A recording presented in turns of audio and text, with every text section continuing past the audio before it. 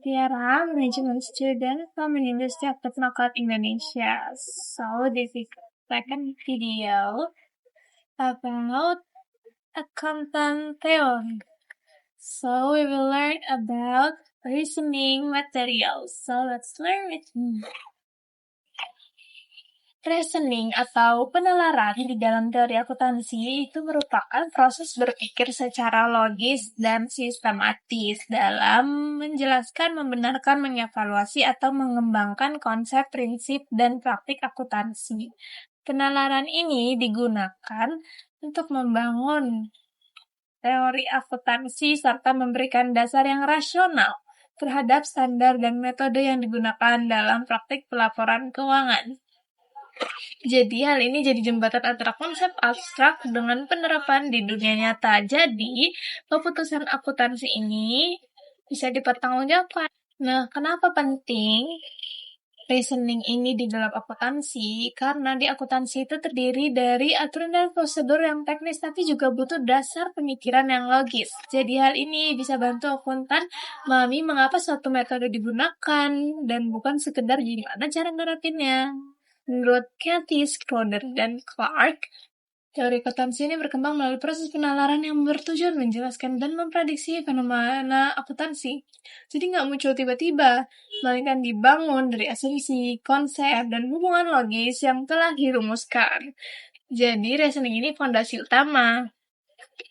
Selanjutnya yaitu penalaran deduktif. Penalaran deduktif ini adalah proses menarik kesimpulan khusus dari prinsip atau konsep yang bersifat umum. Nah, di dalam akuntansi, pendekatan ini dimulai dengan asumsi atau konsep dasar yang sudah diterima. Kemudian digunakan untuk menghasilkan aturan atau prosedur yang lebih spesifik.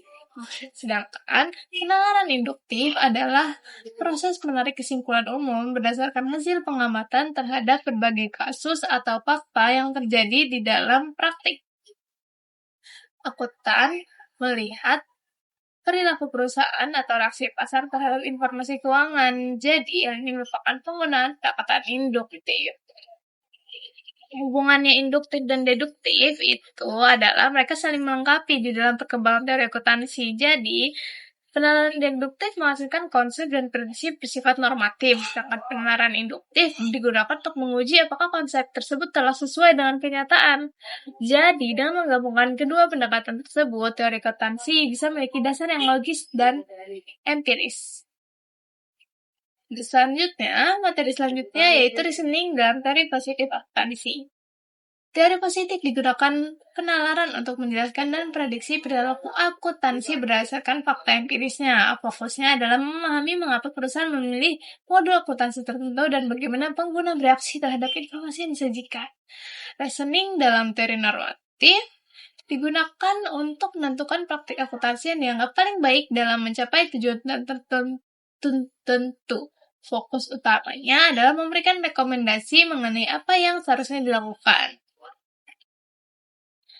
Nah, di dalam reasoning, dalam penyusunan kerangka konseptual, dibangun melalui sistem yang sistematik.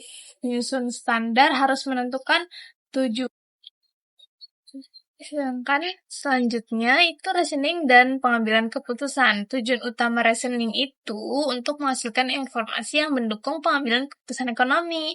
Jadi, di penalaran ini digunakan untuk memastikan bahwa informasi itu disajikan secara relevan dan membantu pihak-pihak lainnya.